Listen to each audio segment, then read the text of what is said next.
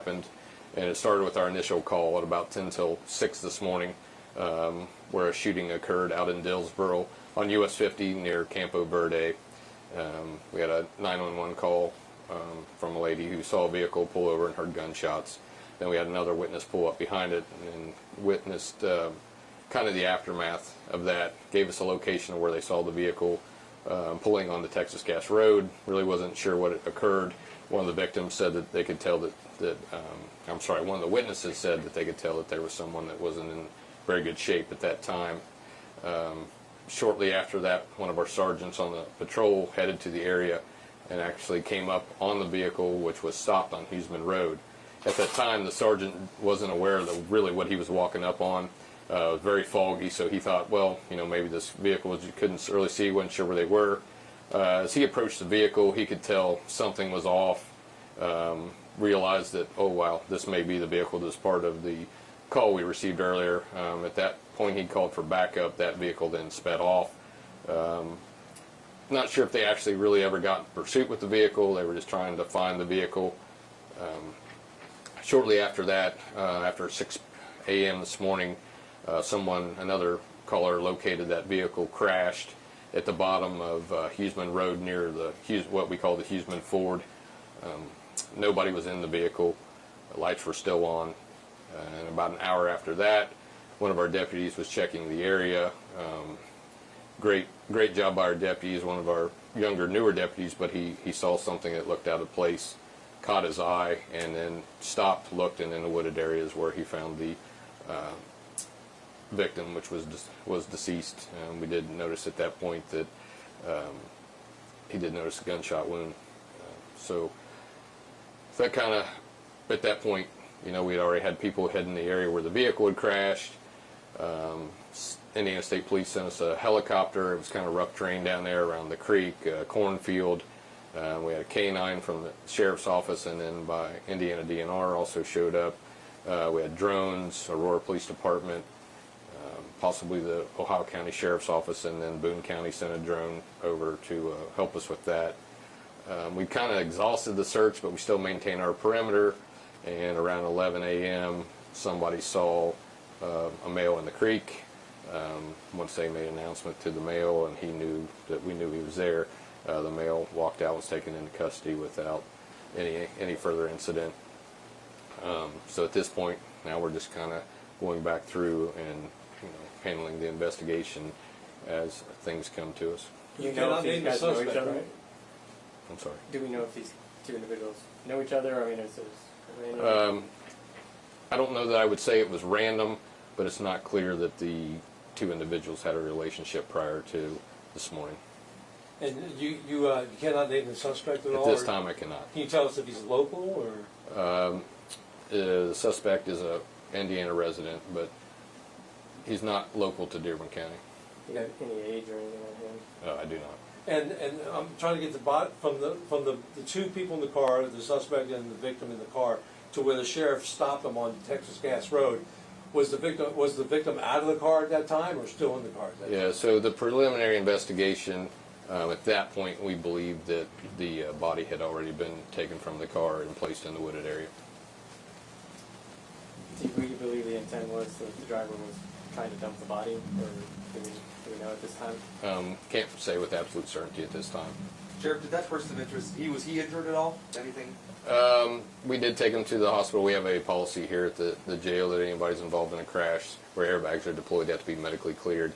Plus, even though it is a suspect, it was hot out and we worry about dehydration, so we did have EMS come down, check him at the scene, and then we took him to the hospital for medical clearance. Speak to the importance of the 911 caller, the witnesses, and all of this. I mean, the whole see something, say something thing seems like that paid off here.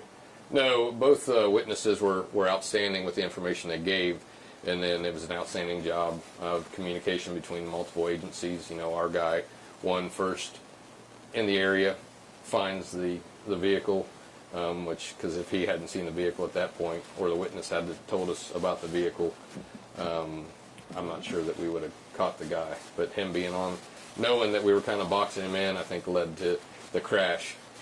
And then also, I can't give enough credit to the younger deputy that was looking enough that it may have taken us quite a while to discover the body had he not noticed what he did this morning. Radio traffic said blood was found in the car? I'm sorry? Blood was found in the car?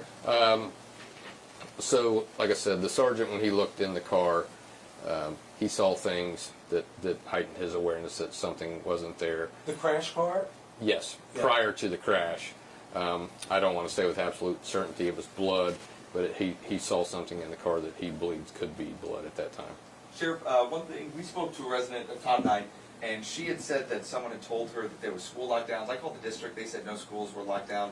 Were anything, whether it was like preschools or private schools outside of the district, any lockdowns today or none that you're aware of? We did not lock down because we were very certain that by the timing of things and how the timeline went and how quick we were able to get there, it wouldn't have been possible for that suspect to make it to where the schools were, and we were very, very confident that we had him locked down in that area. Gun recovered, Sheriff? We have not recovered that at this time. Speaking of the schools, and given that that is such a rural area, and how fortunate we were that it didn't happen at the time when school buses may have been coming through, picking up kids. Yeah, folks don't think about that. That's always a challenge for us too. They just kind of think about the school aspect of it, but then when you have buses in the area or kids out waiting for the buses, that's a whole nother challenge. Unfortunately, we have an app and we're able to send real-time updates. We do reverse 911s, social media. So I know the public kind of gets frustrated with this, like we don't. It's like we're a TV show. We don't immediately have, well, the suspect was this, and he was here, and all. We don't have all that, and then, but we try to release what we can. But they also kind of forget that we do have an investigation we have to conduct, so we're kind of limited on sometimes what we can release. But to your point, we were lucky if that was right at school bus time. That puts a heightened awareness to us and increased danger for our youth and school employees. Talk about the curve of that road. Suggest that he didn't know that curve was there? That happens frequently out here, when you have rural roads and you get people that are from outside the area, and But that particular road. Yeah, that's a tough one, especially if it was foggy. And obviously, you saw there was quite a bit of front end damage to the vehicle, and it was quite a hit. And but yeah, that happens frequently around here with our curvy roads and hillsides and creek sides. I mean, we have definitely a challenging topography out here. And pronounce the name of the creek again? Lothry. Lothry? Lothry. Like a TH in there as well? Lothry. Lothry. Just say it that way, even though it doesn't spell that way. Just say it that way. Sheriff, and it wasn't a pursuit, correct? I don't know that we were ever close enough that I would consider a pursuit, but I think with the contact, so basically by the time the sergeant was facing the opposite direction when he approached the vehicle, so by the time that vehicle took off and then he got in his car, turned around, kind of had an idea where the area he was going, but I think probably seeing the saturation of police officers, I think he knew that we were on to him, and sooner or later we were going to catch up to him. How far was he from the crash car? Was he spotted? That I'm not aware of, but I don't think it was very far. How from far it. was the creek from that crash car? Not far at all. But he was found in the creek. You Yeah. were there. Right across the way. I couldn't see if there was a berm. All right. Thanks, Sheriff. Thank you, Sheriff. That's why you're a reporter, not a I detective. know. Anybody else have any other questions? No, sir. Did he have injuries to keep him from running? I was just curious about that. Like anything that kept him from being mobile? The suspect Yes. or the person of interest? Yeah. Like I said, he was checked out at the scene by EMS and medically cleared from the hospital, so I don't think he sustained any serious injuries. Thanks, Sheriff. All right. Appreciate your time, Thank you all.